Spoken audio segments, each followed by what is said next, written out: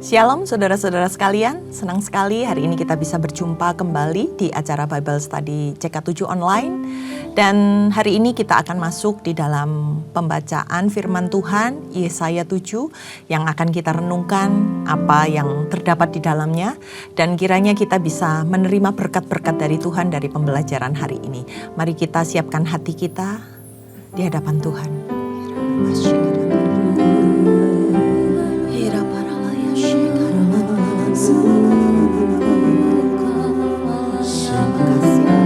Terima kasih Tuhan, kami bersyukur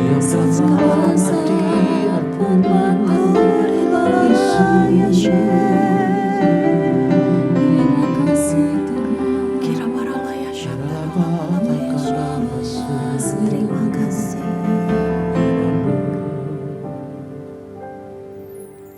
Sungguh besar setiamu, Kau nyatakan bagiku. Kau Bapa yang selalu mengerti isi hatiku. Kemuliaan-Mu Kau janjikan, aku tetap percaya. Ku percaya janji-Mu ajaib terukir dalam kehidupanku. Ku berserah di dalam kekuatan-Mu, hanya Kau segalanya bagiku. Ku percaya janji-Mu ajaib terukir dalam kehidupanku. Ku berserah di dalam kekuatan-Mu, ku percaya.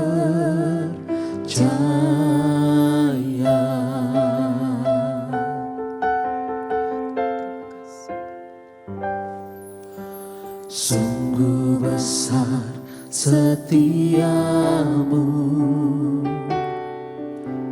Kau nyatakan bagiku.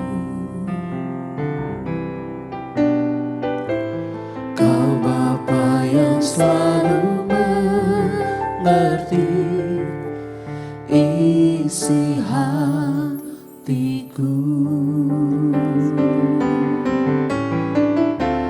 Kemuliaan-Mu Kau janjikan,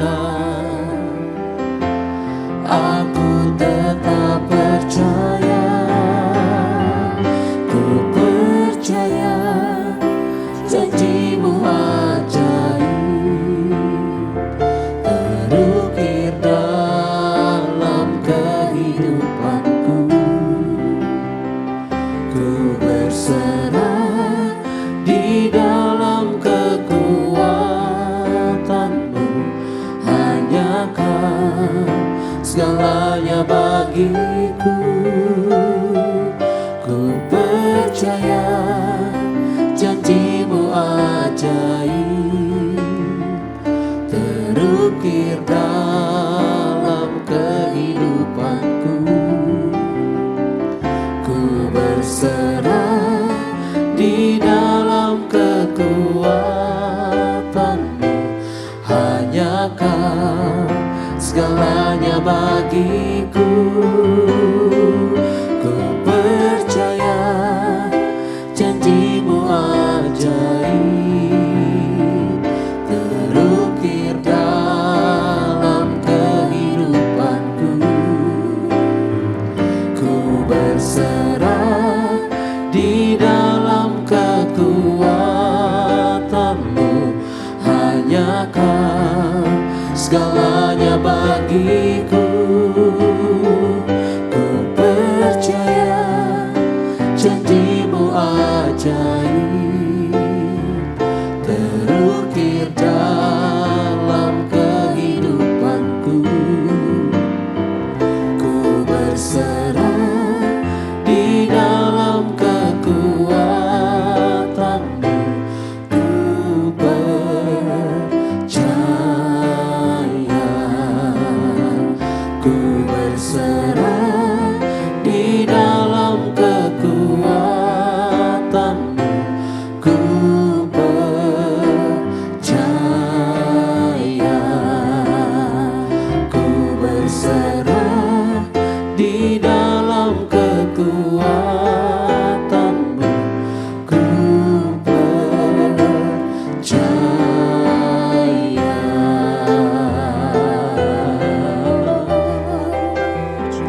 Ku percaya janjimu terukir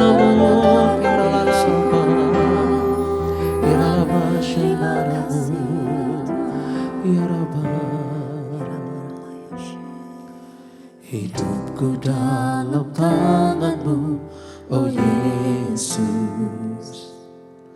Setiap langkah kau tetapkan bagiku. Walau kadang ku tak dapat mengerti jalanmu, tetap ku percayakan hidupku. Sebab aku ini hamba-Mu, oh Yesus. Jadilah padaku seturut firman-Mu. Engkau Tuhan yang selalu menggenapi janji-Mu. Rancangan-Mu terbaik bagiku. Yesus, ku percaya. Yesus, sungguh ku percaya. Rencana-Mu yang ajaib terjadi di dalamku. Yesus, sungguh ku percaya. Yesus, ku percaya. Yesus, sungguh ku percaya. Rencana-Mu yang ajaib terjadi di dalamku. Yesus, sungguh ku percaya.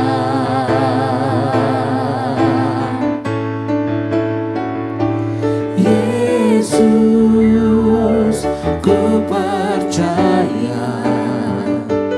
Yesus, sungguh ku percaya. Rencana-Mu yang ajaib terjadi di dalamku. Yesus, sungguh ku percaya. Yesus, ku percaya. Yesus, sungguh ku percaya. Rencana-Mu yang ajaib terjadi di dalamku. Yesus, sungguh ku percaya. Rencana-Mu yang ajaib terjadi di dalamku. Yesus, sungguh ku percaya. Rencana-Mu yang ajaib terjadi di dalamku. Yesus, sungguh ku percaya. Yesus, sungguh ku percaya.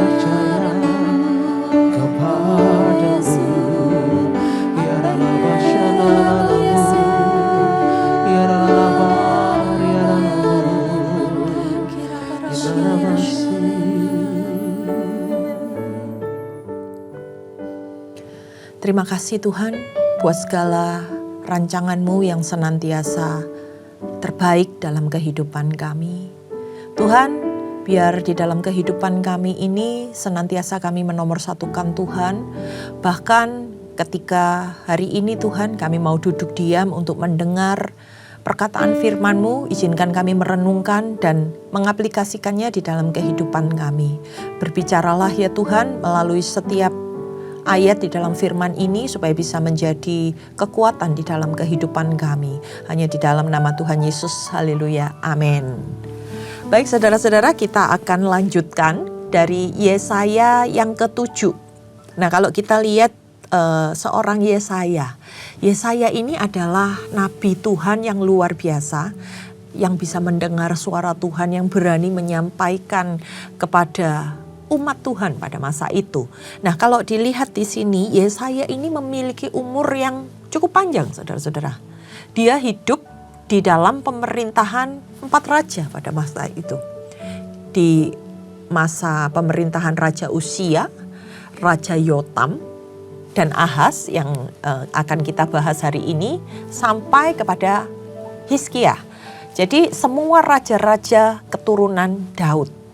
Nah, Yesaya pasal yang ke-7 ini sedang menjelaskan sebuah krisis politik yang dialami pada saat pemerintahan Raja Ahaz pada zaman itu. Nah, untuk mengulang kembali, untuk merimain kita saudara-saudara, siapa sebenarnya Raja Ahaz? Sudah pernah dibahas di dalam kitab Raja-Raja.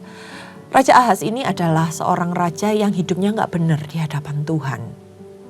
Dicatat di dalam kitab Raja-Raja bahwa hidupnya tidak benar di hadapan Tuhan. Karena apa? Raja Ahaz ini adalah seorang raja yang menyembah Baal. Bahkan dia sampai membakar anak laki-lakinya sendiri sebagai korban bakaran. Lalu lebih dari itu dia melakukan sesuatu yang gak baik saudara-saudara. Menghancurkan perkakas-perkakas di rumah Allah. Dan dia menutup bait Allah pada masa itu. Nah, Yesaya diutus oleh Tuhan untuk menyampaikan pesan pada Raja Ahaz yang didapati hatinya itu sudah menyimpang dari Tuhan. Dan ketika Yesaya di ayat ini, di pasal ini, Yesaya masuk dalam kehidupan Raja Ahaz untuk memperingatkan Raja Ahaz.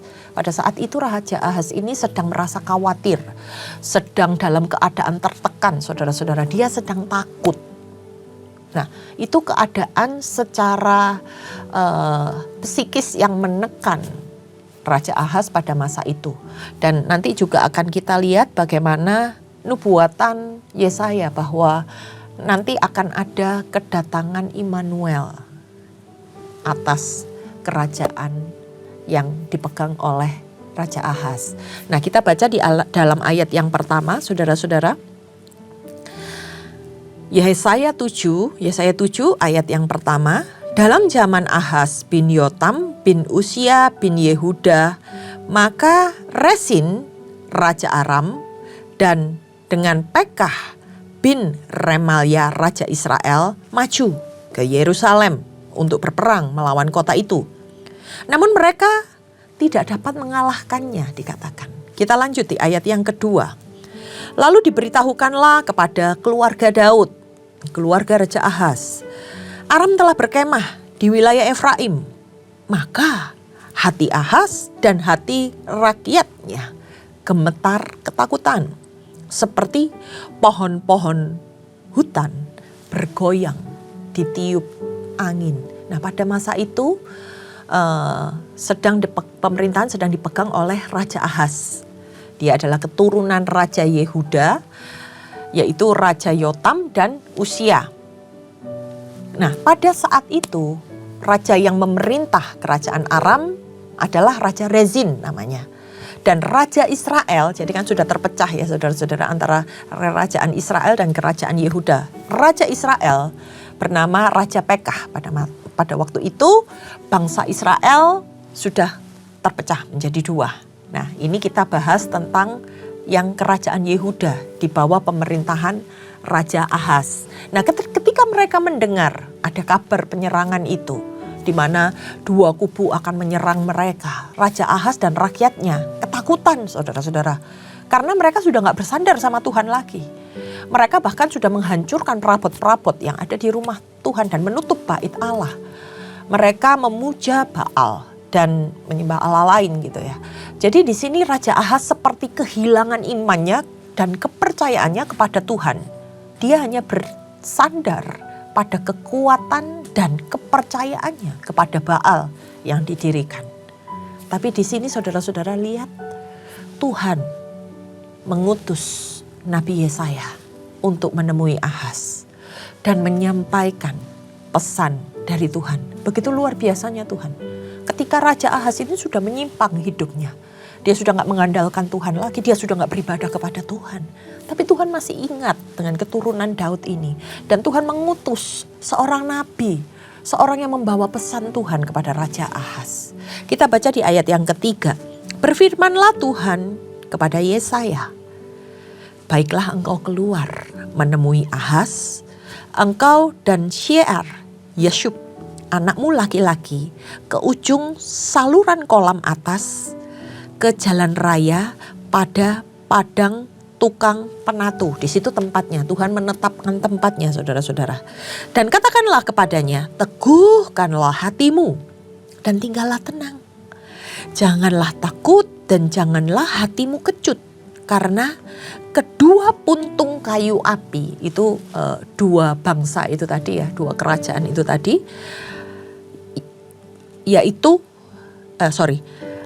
janganlah kecut hatimu karena kedua puntung kayu api yang berasap ini, yaitu kepanasan amarah Rezin dengan Aram dan anak Remalia.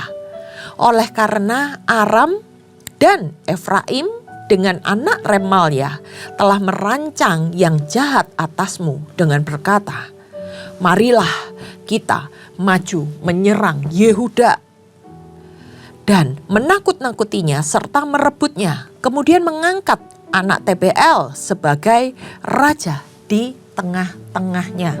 Nah, di tengah kepanikannya saudara-saudara, di tengah kepanikan Raja Ahaz, Tuhan menyampaikan sebuah pesan yang menguatkan Ahaz supaya dia itu tinggal tenang. Dan Tuhan meminta supaya Ahaz ini kembali hanya bersandar kepada Allah saja. Yesaya menyampaikan bahwa Aram dan Efraim sedang merencanakan menggulingkan kerajaannya, sesuatu yang dinubuatkan, sesuatu yang disampaikan kepada Raja Ahaz untuk dia ketahui. Di ayat yang ke-7 selanjutnya, maka beginilah firman Tuhan Allah. Tidak akan sampai hal itu dan tidak akan terjadi. Sebab Damsyik ialah ibu kota Aram dan Rezin ialah kepala Damsyik. Dalam 65 tahun Efraim akan pecah, tidak menjadi bangsa lagi. Di ayat yang ke-9. Dan Samaria ialah ibu kota Efraim dan anak Remalia ialah kepala Samaria. Jika kamu tidak percaya, sungguh kamu tidak teguh jaya. Nah, di sini firman Tuhan datang pada Raja Ahaz bahwa dikatakan kamu gak perlu gelisah, kamu gak perlu takut, karena hal ini gak akan terjadi.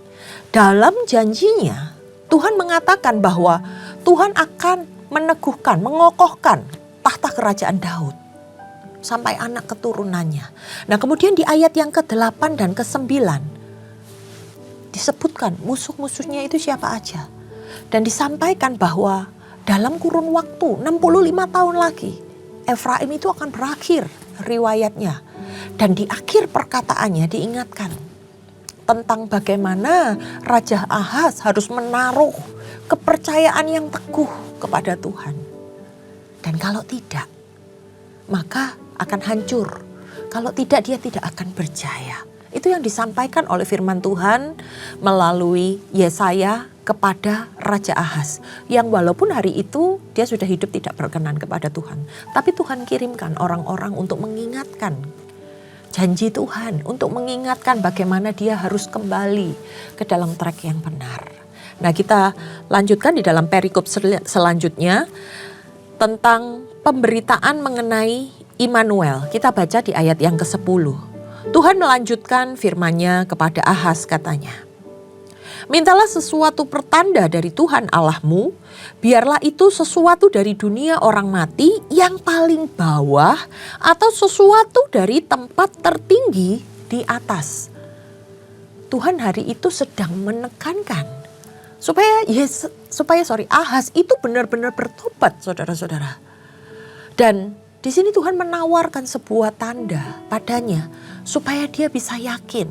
Mau tanda dari mana? Mau tanda dari yang di bawah atau tanda dari yang di atas? Tapi perhatikan di ayat yang ke-12. Tetapi Ahaz menjawab, aku tidak mau meminta. Aku tidak mau mencobai Tuhan. Artinya apa? Ahaz tetap mengeraskan hati.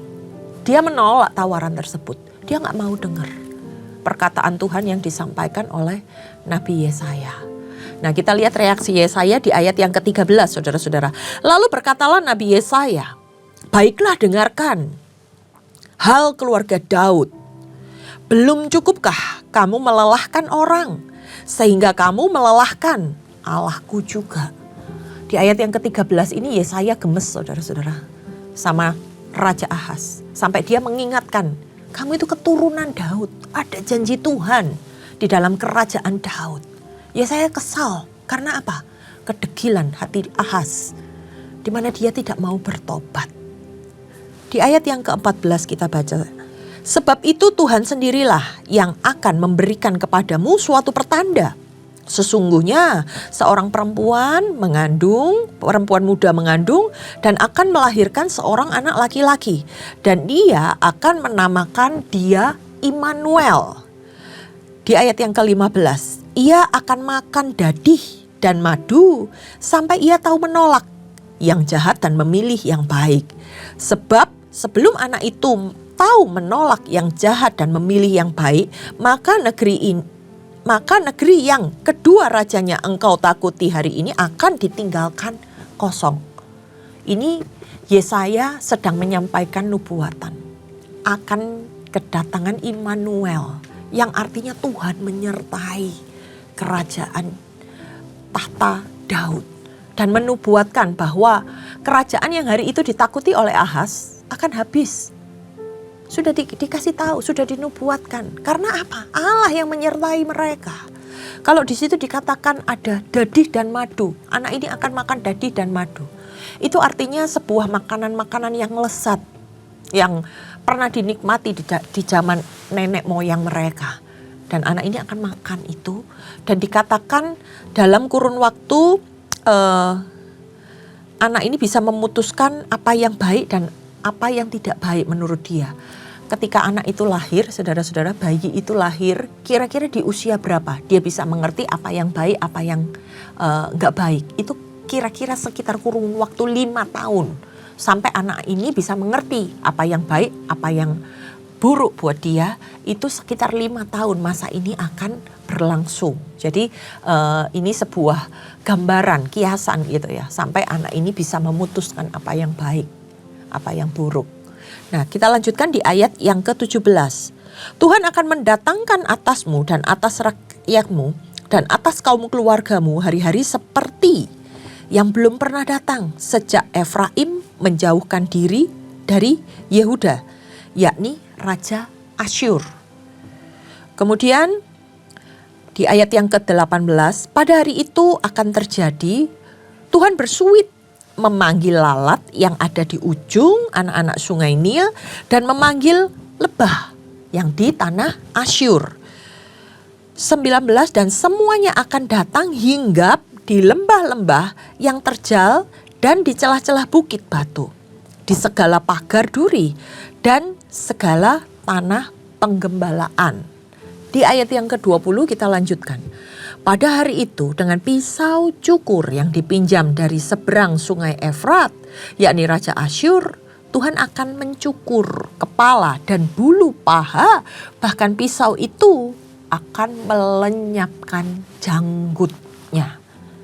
Nah, dikatakan di sini bahwa Tuhan akan mendatangkan hari-hari yang sukar pada zaman itu. di mana akan terjadi yang namanya sebuah penghukuman dari Tuhan yang akan datang. Nah, di situ dijelaskan dengan adanya lalat, lebah, bahkan pisau cukur. Tuhan itu berkuasa. Tuhan hanya cukup bersiut untuk mendatangkan malapetaka. Maka semuanya akan datang. Yesaya memperingatkan Raja Ahaz akan hal ini.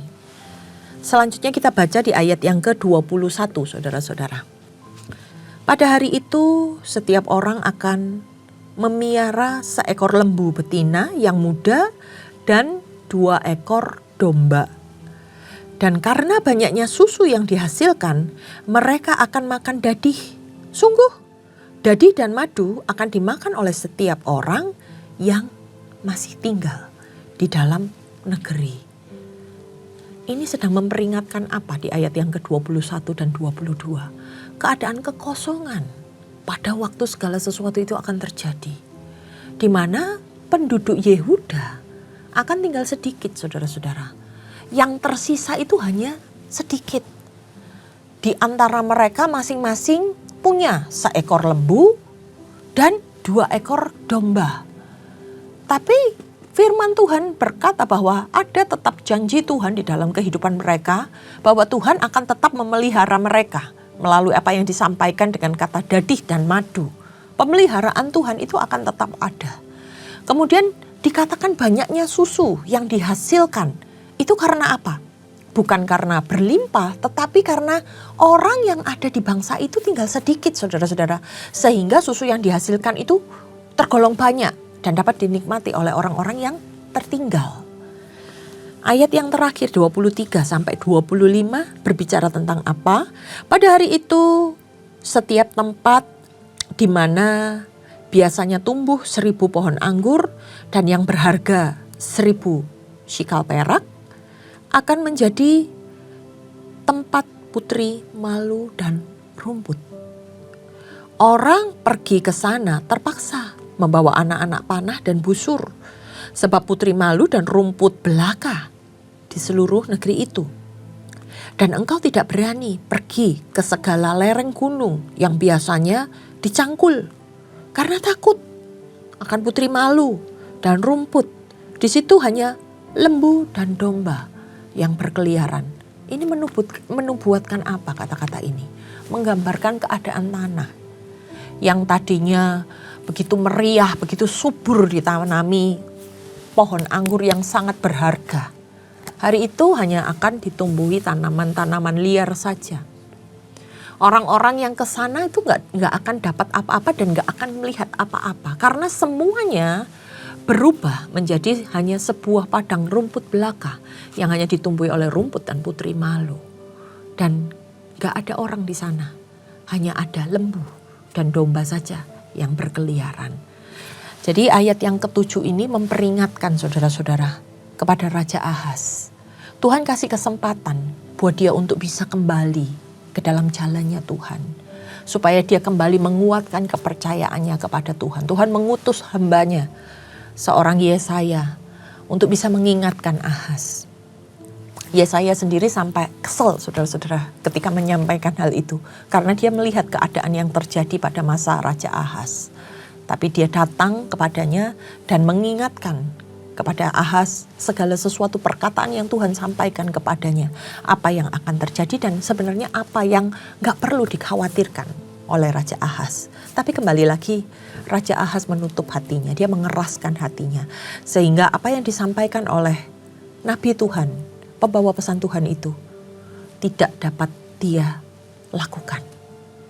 Karena kekerasan hatinya. Nah, ini sebuah pesan saudara-saudara untuk kita ingat bahwa segala sesuatu yang Tuhan taruh mungkin di dalam kehidupan kita hari-hari ini. Mungkin orang-orang di sekitar kita untuk mengingatkan kita, yang membawa pesan-pesan dari Tuhan. Yuk jangan keraskan hati kita. Kita menerima segala sesuatu karena Tuhan itu menyertai kita. Tuhan itu Immanuel, ada di dalam kehidupan kita. Kalau hari ini ada pesan Tuhan, jangan keraskan hatimu. Kalau hari ini hatimu gentar atau takut, percaya bahwa ada pemeliharaan Tuhan atas kehidupan kita. Nah, dari ayat-ayat ini kita belajar saudara-saudara untuk bisa dengar-dengaran akan firman Tuhan dan bisa menaati setiap perintah-perintah Tuhan. Demikian ayat firman Tuhan hari ini. Mari kita tundukkan kepala, kita satukan hati, kita mau berdoa.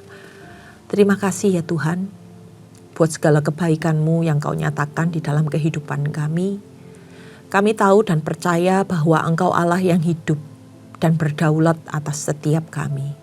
Tuhan, jika hari ini Kau dapati ada yang salah dalam hati kami, hidup kami, pemahaman-pemahaman kami, mari Engkau bekerja ya Tuhan, melalui setiap pesan-pesan firman-Mu, melalui hal-hal yang Kau ingatkan, supaya mengubahkan hati kami. Kami mau dibentuk, kami mau diluruskan hati kami. Kami mau lebih lagi dengar-dengaran akan Engkau dan melakukan setiap perintah-Mu.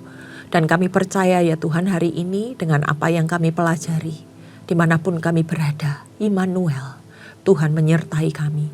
Apapun yang kami rasakan, apapun yang kami lihat di dalam keadaan hidup kami hari ini, kami percaya Engkau Allah yang berdaulat sepenuhnya dan Engkau akan mendatangkan kebaikan dan pemulihan bagi setiap kami. Kami serahkan ya Tuhan seluruh kehidupan kami dan keluarga kami ini ke dalam tangan-Mu. Biarkan kami bisa menjadi anak-anak terang di tengah kegelapan dunia ini.